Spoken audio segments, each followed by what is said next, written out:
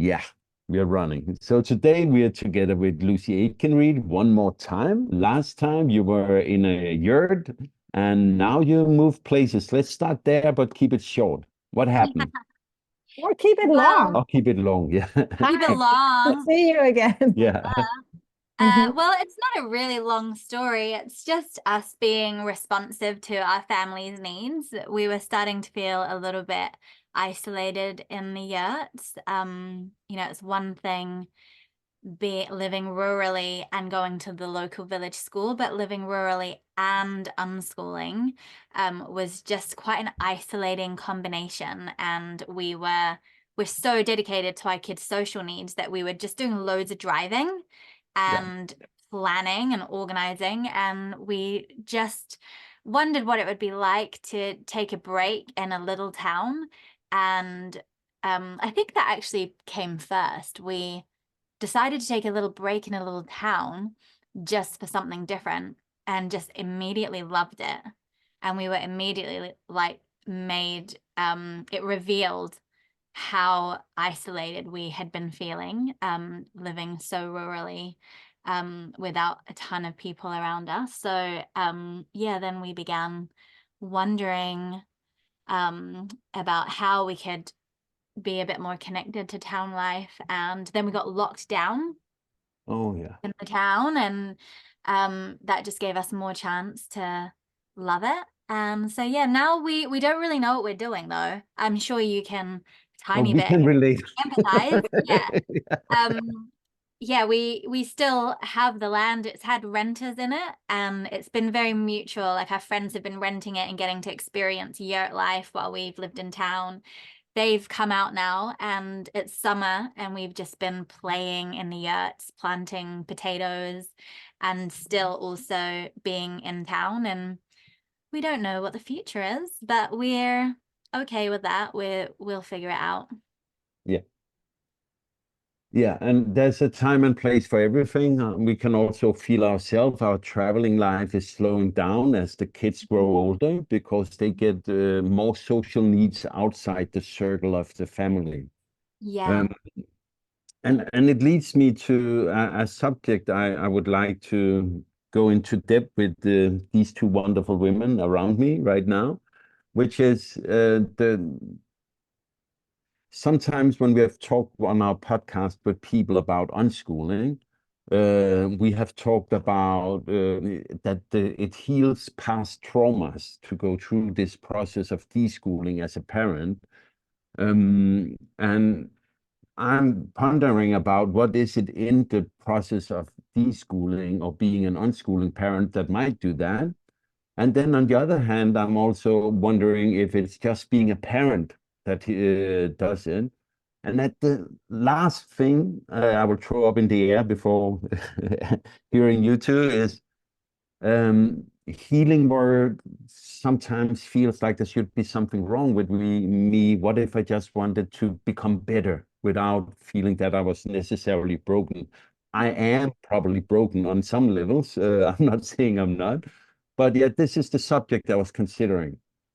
Mm, great questions. Yeah, I don't know where to start though. What do you reckon?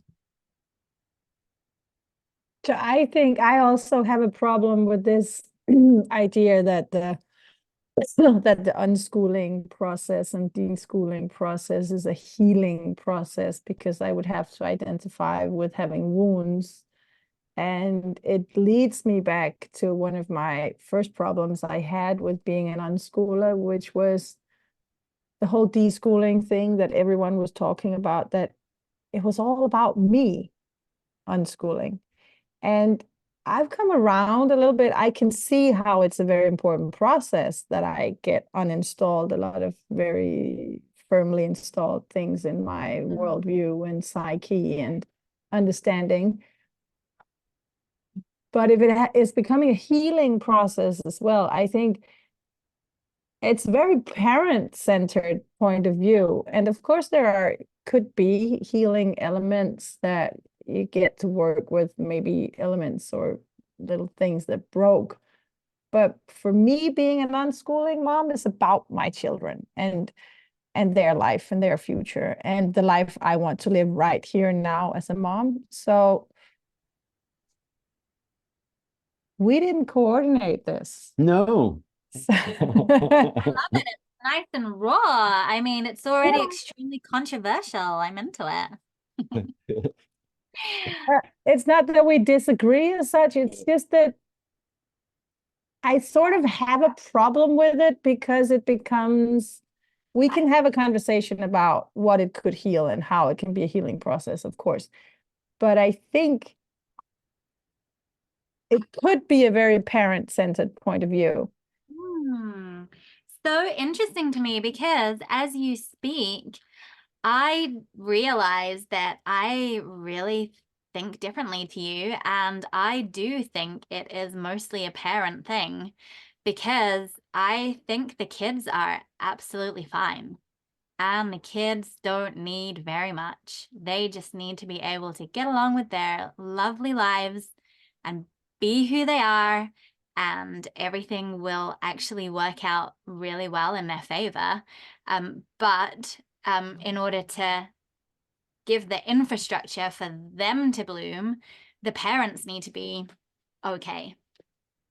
And I tend to think if the parents are just pretty fulfilled people and at peace in themselves, the environment is just right on for the kids, and it's just like a beautiful alchemy. And that most of the struggle with unschooling actually is that the parents do feel a lot of self-doubt, very not in peace with themselves. I'm definitely not saying you feel this. It sounds like maybe this is why you think differently, because maybe you actually are quite at peace and always have been at peace with yourself. But definitely the majority of parents that I work with have got so many questions about their self-worth, and they're very dysregulated and very unhappy. They don't give themselves a lot of permission to experience joy and bliss and pleasure and fulfilling hobbies, and their kids sort of become the focus of a lot of internal turmoil, you know, like, is my kid getting enough? What does my kid need? And actually, if they could soothe themselves, they create a really beautiful, nurturing environment for their child. I don't disagree with that at all. I think maybe just that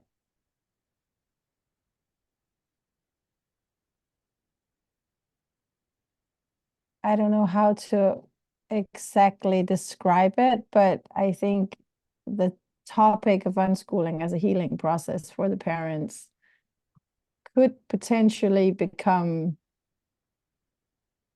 it could look like that would be the point of it. And it is an element of it, obviously, that I get to live the life that I want to live. Mm-hmm.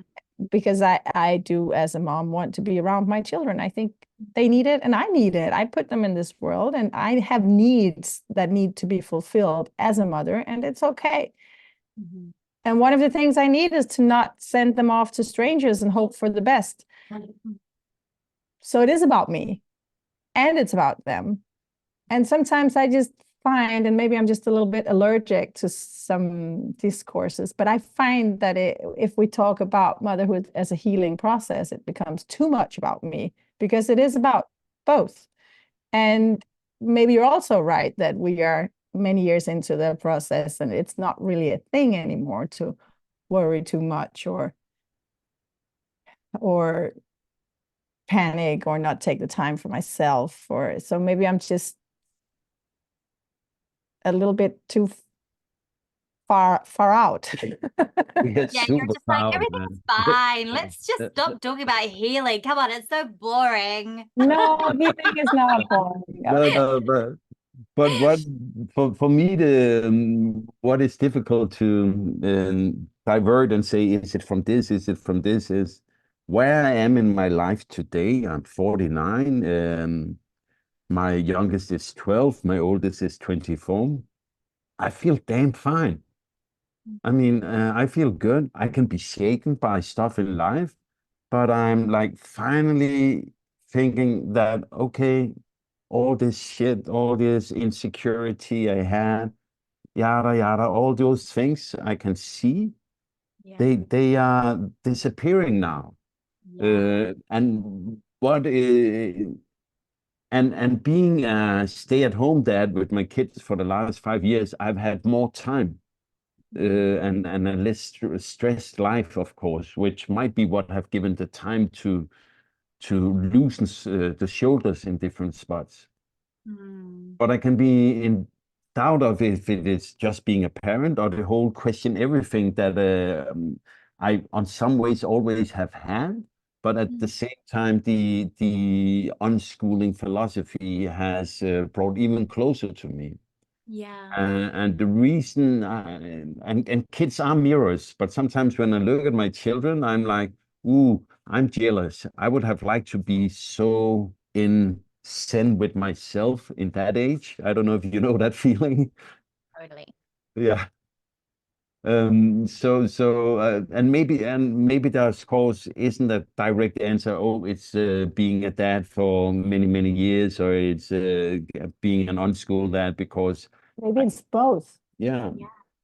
And also maybe it's just the passage of time too. Like I just, when you said, you know, you're 49 and you feel pretty good, I was just like, right on. Yeah. And I'm the same. And I feel like it's just a huge shout out for getting older. I Mm. am so happy in myself and I haven't been able to say that for huge amounts of my life. And I honestly think it is about showing up to the tasks at hand that we've been asked to show up to with the unschooling and the deschooling and healing. And also it is time and it's getting older and we're meant to do that. We're meant to move into a place where we're feeling quite calm and like with this understanding that really ultimately everything is going to be okay. And, you know, that's really the role of elders in our community is to be the kind of rock. And so I feel like the fact that we're all feeling that in ourselves is a sign that we are in a bit of a newer era for ourselves of being able to provide some eldership to our communities, whether that's unschooling communities, you know, just holding out the flag and being like, hang in there, everything's Everything will be fine. all right. You're gonna be okay. I know it feels really Mm. hectic right now, but you know, you're definitely moving in the right direction and it's all gonna be okay. Yeah, yeah. I recently, well, I call the work that I do with other people mentoring, in lack of a better word. I don't like the word coaching. I'm a psychologist and I don't want to call it therapy. So even though it's working with people and their processes, it's at the end of the day a mix of all of the above and more. I started calling it mentoring, and now I feel like calling it just being an abuela, a grandmother. Can I just, just be the rock, just be that elderly, uh, that person with the graying hair who knows, seen Yeah. things, done it before. I could see it if there's a red flag to talk about, but for the Yeah. rest of it, it's all right. It's gonna be fine.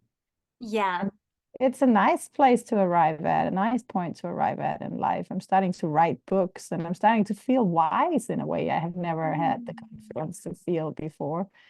Yeah. I can be kicked over by life still. Yeah, I think we all can, but in a way, my principles hold, my strategy hold through whatever. So yeah, maybe it's just about how old we are. Yeah. But I feel so We're just young. ancient now. We haven't healed. We're just Oh, ancient. to the young listeners, just wait 20 years and it will all be fine. Well, I do think in a, you know, we live in a society that really doesn't like aging and would love for women especially to stay forever young and really holds up youth and beauty as like the most important thing. I think it's really cool to feel so embracing of getting older and getting tiny little bits more wisdom and yeah, inner contentment. And yeah, I personally feel really excited about the years to come and moving into the different phases that holds for me. One of the things I think about healing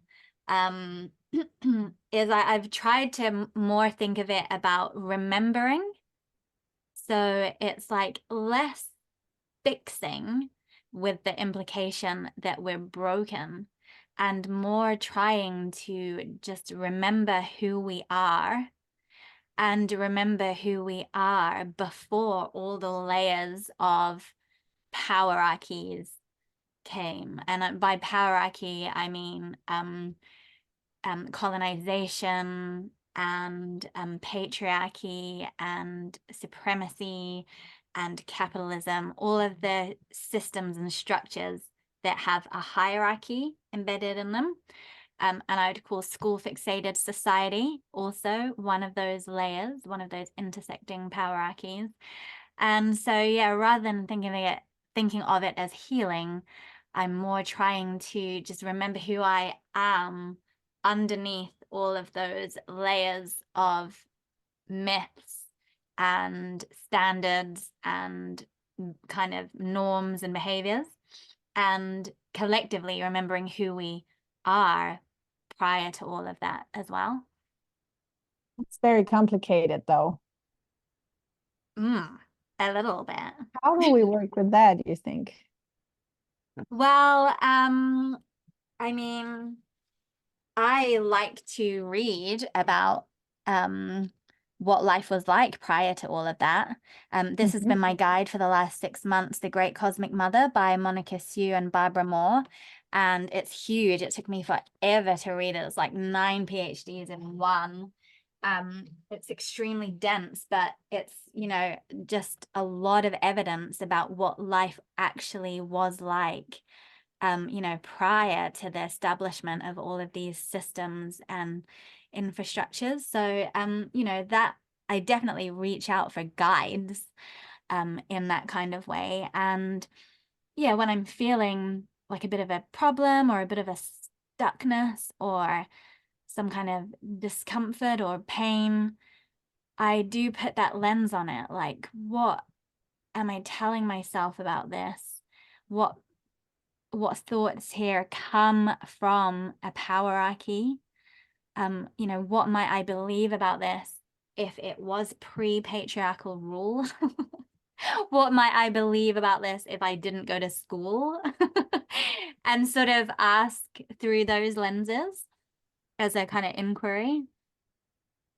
This is a perfect lead up for a future podcast we are recording inside the next 2 weeks that people should hear. It is with Darcia Naves, and Four Arrows have written a book called The Kinship Worldview, where they go in and talk with a lot of leading figures inside the different indigenous groups. And I'm reading it right now. It's really fascinating. And we have interviewed her last year about what she called the evolvedness. Wonderful book. You should read it. I think you would enjoy it. Yeah. I'm actually writing it down right now. Yeah. Yeah, do that. The evolved nest and the kinship worldview. But the thing you said about removing power hierarchies reminded me of a call I was on with a popular self-help author called Jack Canfield, and he said a lot of stuff, but one sentence has stuck in my mind where he said, self-development is about removing the layers of you that aren't you. And it's the same, but I hear you're just taking more layers, like which layer did the school instill in me? Which layer did it instill in me to go to work for 22 years? And yeah. Yeah, exactly. I love that. I just see it as peeling back the layers. I definitely have to admit, though, that I am a huge self-development junkie. And, you know, when I see criticism of people on the kind of healing treadmill, I'm like, oh, you know, I do sort of take it a little bit personally, because I'm just a huge fan.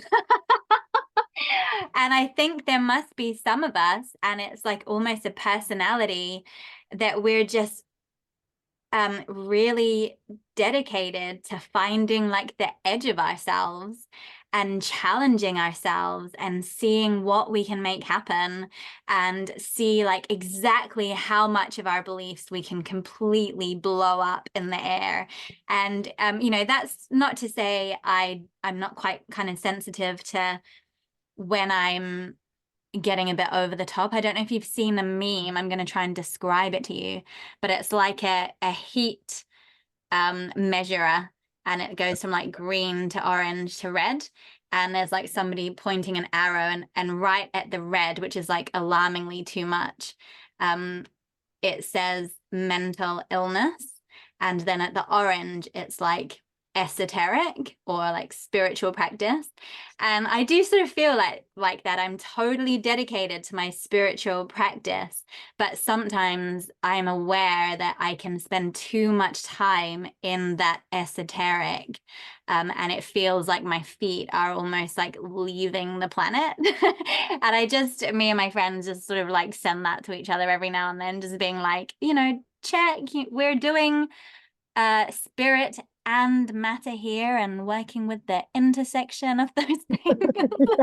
Exactly. I Yeah. think that's exactly my criticism of unschooling as a healing process. It's sort of in the same, you could make the same meme. I think it's just, you know, yes, it's a healing process. Obviously, it's a healing process. And why don't you put a motor on that and become the best person you can be, because you're doing something radically different. But just remember, we're just living our lives here. Our kids are growing up. We're cooking potatoes. That's very essential as well. And we're going for walks and talking about whatever, stars and geese. And it's not all healing process and reading the signs and challenging all the structures that might be unnatural, or at least are very, very deeply installed in whatever culture we try to live in. We will have the history of the world hanging over us as a cloud, and we need to try to find out who we are without that. I think maybe you're right with what you said in the beginning, like it's just because it's too obvious for me, and then because I think sometimes it's, you know, in the intersection between healing and just being self-absorbed, and I think life happens in the relations we have with other people. So the relation with myself, but just not only that. And that my hesitation.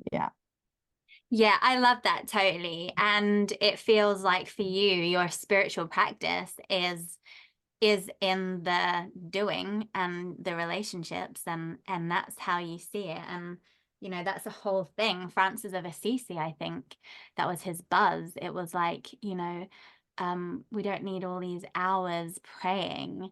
We need to just do our menial tasks, you know, with our heart at the center. You know, I'm massively paraphrasing because it was extremely religious what he said, but it's the same energy. Just you live your life and see it all as being absolutely important and critical, type thing. And I also do think what you said, you know, I teach this concept called the rhythm method, which is this idea that all of life is cyclical, and every season has its own invitations in it.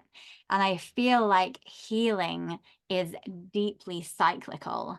And some people are in a high summer of healing at different phases in their life. And it's like everything is healing. Like, you know, it's constantly like, oh, that's a sign, and I'm working on this at the moment, and I'm doing this modality, and I'm doing breath work in the morning, and you know, and it is this really intense kind of accelerated process. And then other people might spend many many years in almost like a winter, which is quite like a hibernatory kind of season of healing, where there's not really very much visible going on at all, but it's just as important as the summer. And I just really love it because it gives a lot of grace to wherever you are at in the cycle. And if it feels like somebody is just painfully healing themselves, that's because they're in a high summer of healing, and maybe they've spent a lot of time in winter and spring where it's been very quiet, and then maybe now that they're 33, they're undoing all of the myths that they've been raised in, and you know, we wish them well, and it's amazing. And then when we're having an experience that feels like not much is moving at all, there's the invitation just to relax about that as well, and just love living and, you know, just the mundane life without having to ask what the great spiritual truth at the heart of making peanut butter sandwiches is. Oh, yeah. I think I'm just at a point where I know what the great spiritual truth about making a peanut butter sandwich is, and I'm doing both. I think if we're talking about me now, which we could, I'm doing you could call it never stop praying method, or just doing everything with heart first. And I'm writing a book about spiritual life and how we can be in this world, and what elements. Well, it's complicated, but you know, I'm sitting down with it every day at the moment, working on how can I express what I know. So I'm attacking it from the wise angle and from the everyday angle every day. Yeah. So it's not like I'm not in a healing process or in a spiritual process as an unschooling parent. I was just, I don't know, it must have been annoying. I'll have to work on that one. I can't figure it out right now while we're talking. Well, I must have been annoyed by something or someone, and I don't know what it is. To be honest, I feel it. There was some annoyance. And as we did not coordinate because of a car that got stuck and some time that went and some rain, and it's a long story. I didn't know what we were talking about. So I was like, I think it's really great and amazing because it represents exactly what I'm saying, like the different seasons. And what you're doing is actually deeply autumnal. You're like in harvest season of healing, where you're like you're harvesting and bringing it together in order to share with other people. So you're like writing about it and drawing out the themes, and then you're gonna like literally share your harvest with your community. So I think it's really amazing that you're just shooting from the hip. I like that picture of it. I'm in the pre-harvest. Trying to put some seeds down. Maybe not the seeds, but I have this picture of sometimes saying, okay, but then you can take a step up to myself. During the last half year, more than half a year now, I've taken some major changes in life. One is quitting drinking alcohol at all, because I was like drinking wine 1 or 2 times a week, but I didn't like myself as much the day after. And I was very happy that my wife is not like stoned out drunk or anything, just half a bottle of wine, being cozy with friends. But I was a little, my temper was a little more bad the day after. I was a little more annoyed with stuff, and I was like, it was very rare. Very rare. But looking at because we left, you know. Yeah. Just don't talk to him today. Yeah, no, but No. looking myself in the mirror and seeing that, it's like, oh man, okay, maybe I'm too old to be a prick once or twice a week. Maybe I should work with that. So I started working with that, and the next part was like, I have been, you know, being overweight for the last more than 25 years, if maybe 30, and now I was just like, okay, mate, then it's time. And then I've also taken that, and I like taking these steps and seeing what will it bring me in my life. And I have been so flawed that there are still some steps to take before I go into the total harvest mode. That was what I Yeah. mean. I love it. I mean, I'm so like that. I think I do the cycle really quickly. I Yeah. go through the cycle like several times a year. I'll find like a new modality and I'll be all about this thing for like 3 or 4 months. And then from it, I'll integrate when in the winter, I'll integrate like the one piece of it that's really for me. And then I'll chill out and I'll be like, whoa, I got pretty loads of mental illness, you know, and just relax. And then another thing will come along and it will just feel as though it's exactly meant for me. And I'll work with it for a few months. And then the same thing, I'll integrate one piece of it. And yeah, I'm into it. Just the boring old life is not for me. No. I want to be on the edge, really seeing what I can completely transform with my own little brain and my magical practices and my energy work. I'm like, Beautiful. That's I'm the a perfect. weirdo. I'm the weirdo you read about that annoys everyone. No, it's not that kind of annoyance. No, it's not. Because that looks a little bit like me. Yeah. We call it the phases. Oh, now there's a new phase coming up Yeah. with whatever something. It makes total sense to me. I wouldn't say I'm exactly the same, but something is very parallel that, you know, we set a scene and then we live it for a while and then we let go of it and then we move on to the next one. It's not like it's the same old. Yeah. And it's not about the traveling life actually, because it was exactly the same when we lived in a house, that we would have like just these, we called it phases, or we have a word in Danish that I can't Yeah, use but we are now. confronted more with how we change when we move. I think that it really helps moving. And as we co-live a lot with other families, you also have mirrors around you. And that is so powerful. And I love it a lot. I actually love it more than I like a combo, like co-live, breathe.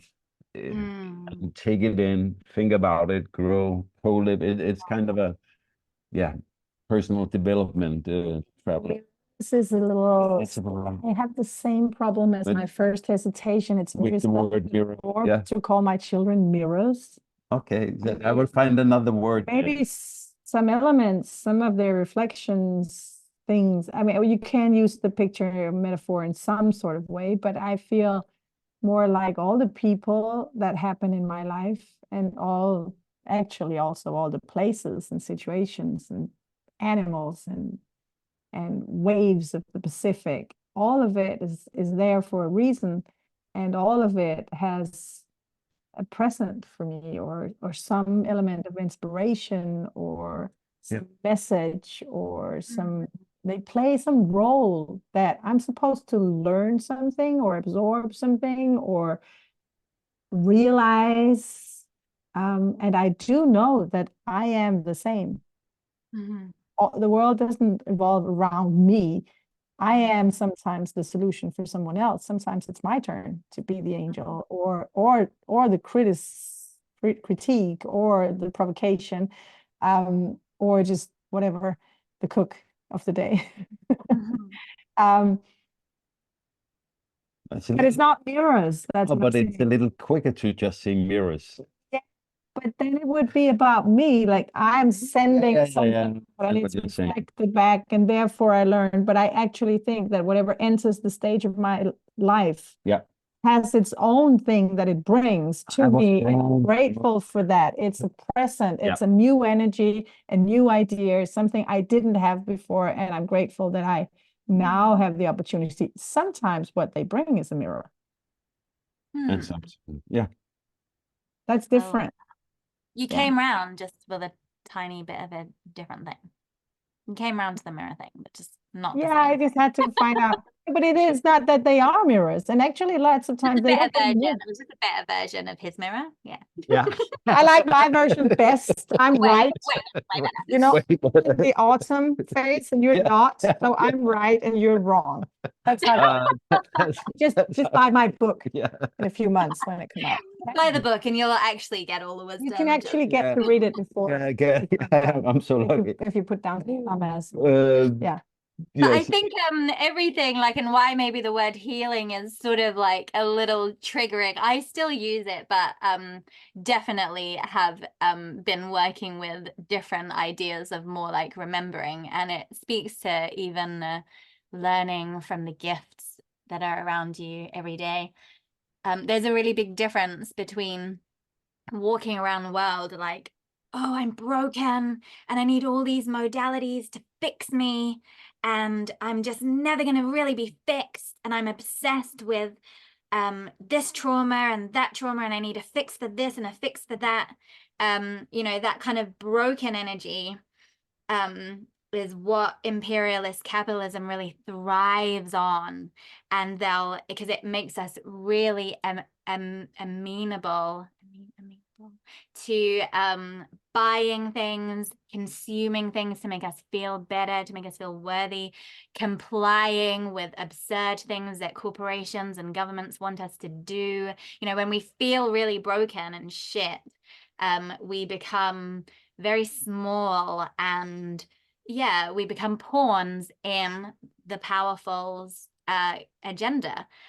Whereas approaching remembering or learning and experimenting with different modalities from an energy of just wanting to understand our own power and really be who we are in our fullness, to me, it's a totally different energy.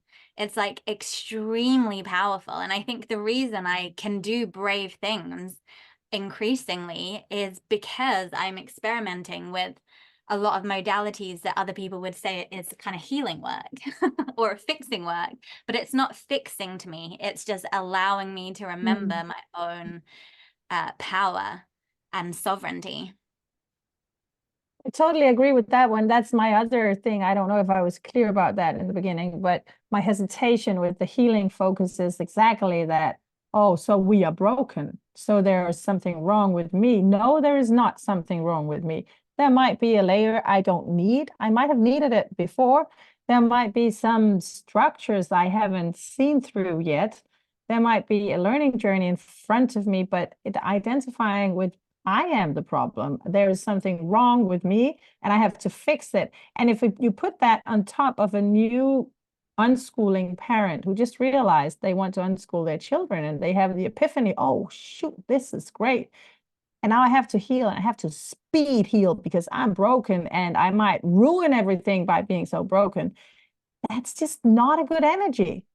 We are all right and fine and perfect and miracles when we arrive. And maybe we get some bruises and scratches and some I don't know, we turn off the light in certain areas that need to be turned on again at some point so that we can grow in a harmonious way. But we are not broken as such. And I think you're completely right. If we understand ourselves as broken, we become very small and we lose our power. Whereas if we understand ourselves as perfect, we just need to, go through what's that phase? What's that in English? I don't know. From the caterpillar to the Metamorphosis. Yeah, and what you said made us see us as an armed rebellion where we are armed with happiness, self-confidence, and peace. I like that. I love that. That's so awesome. Yeah, I think I do. I really agree. And I had quite a major revelation a couple of years ago when I realized that the first half of my parenting / unschooling journey was very much fueled by this statement that I am trying to raise my kids so they don't have a childhood to heal from. And on one hand, that sounds really nice and pleasant and admirable.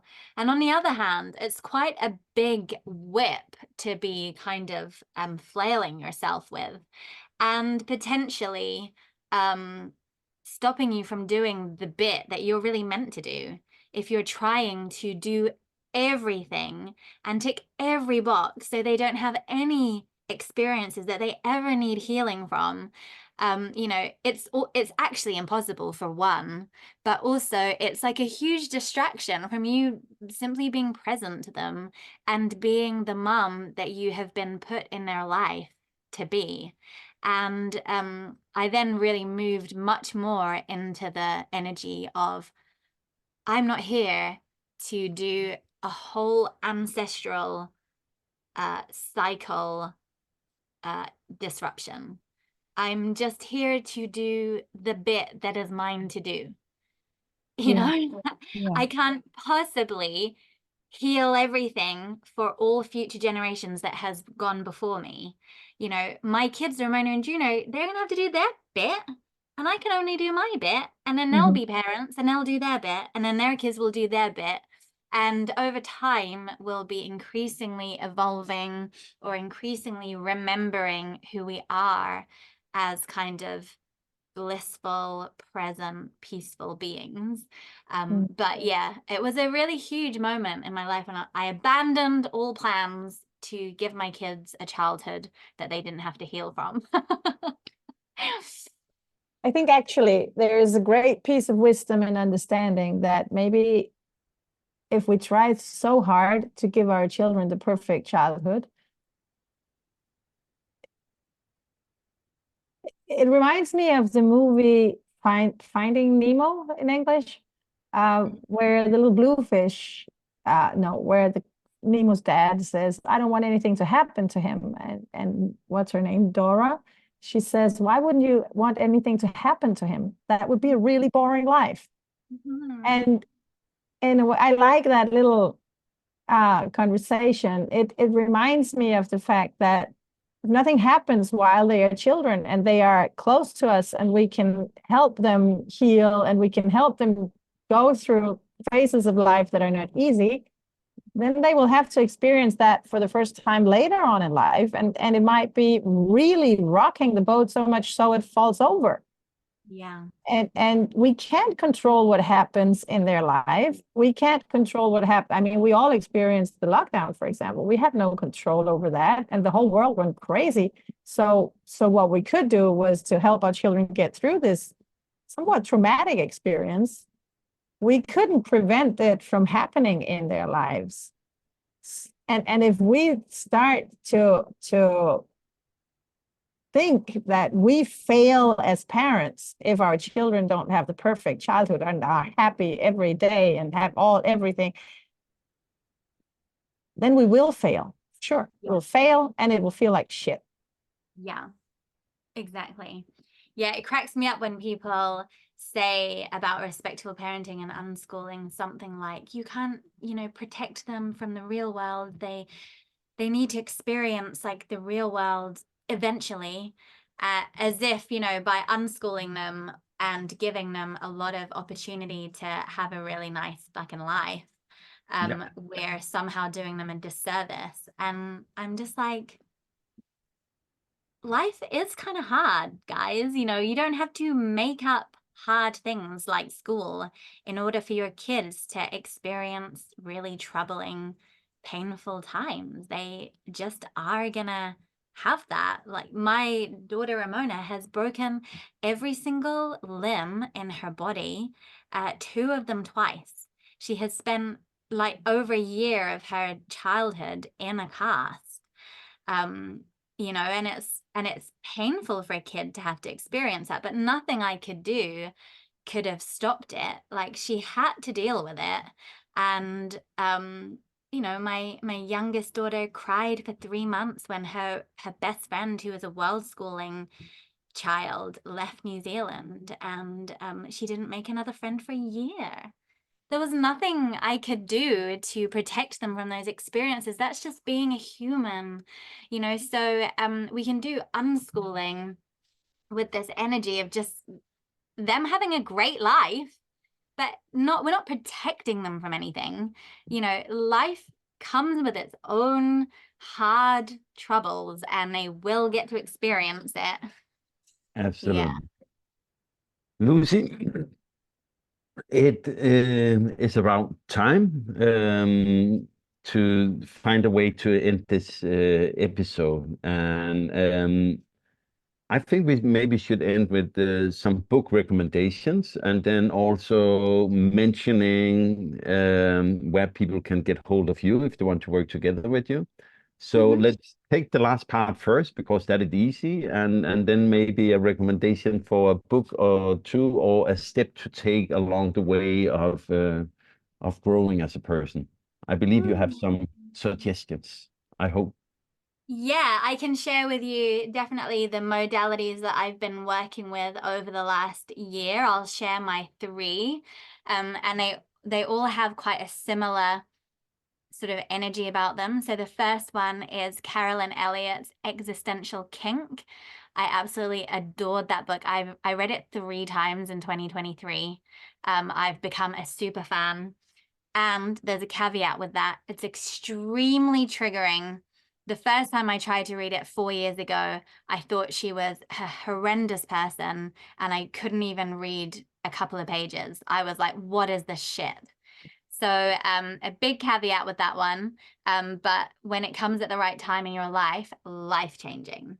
So that's one I'm recommending to everyone. And it introduced me to a lot of practices that now massively inform everything I do. The other one is the one I've already mentioned, The Great Cosmic Mother. Just for a lot of evidence about what life was like pre-patriarchal rule. Very fantastic. And then the third one that I worked with last year is called The Energy Codes by Sue Morter, Dr. Sue.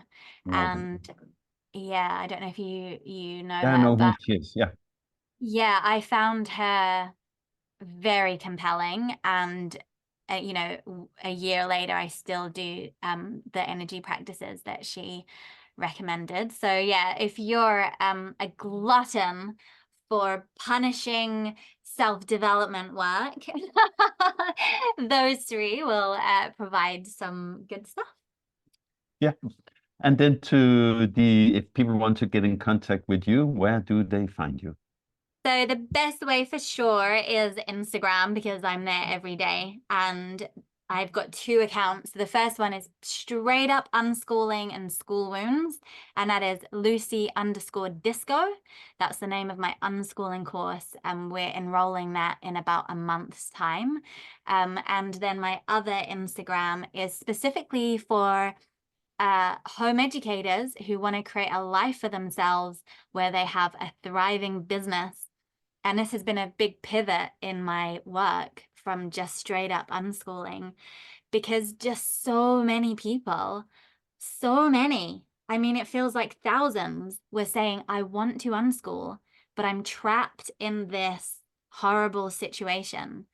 And my own experience with business has been basically deschooling was the thing that allowed me to build a business and make money. And I feel like a huge amount of school fixated society and all the other power hierarchies we've already mentioned on this call set us up to be trapped in a system. And so here I'm stepping in the gap to kind of help home educators using deschooling principles to create a thriving business for themselves. So that one is Lucy_rewild. Nice. Yeah. We'll put the links in the show notes. Absolutely. All links to the books. And thank you for a very interesting conversation again. So great to chat. I loved it. But Thanks. it's always nice to talk to you.